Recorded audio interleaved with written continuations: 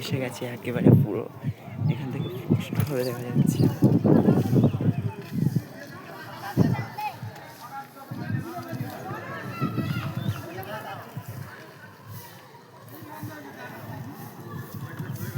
এটা হচ্ছে বড় কাছারি মন্দির। আর এটা হচ্ছে ঢোকার মেন গেট। এইটা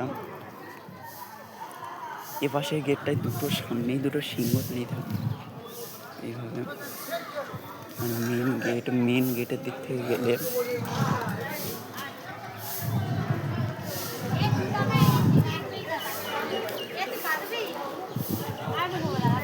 মেন গেট হচ্ছে এইটা। দুটো ষাঁড় আছে, দুই পাশে দুটো ভোলে বাবা আছে।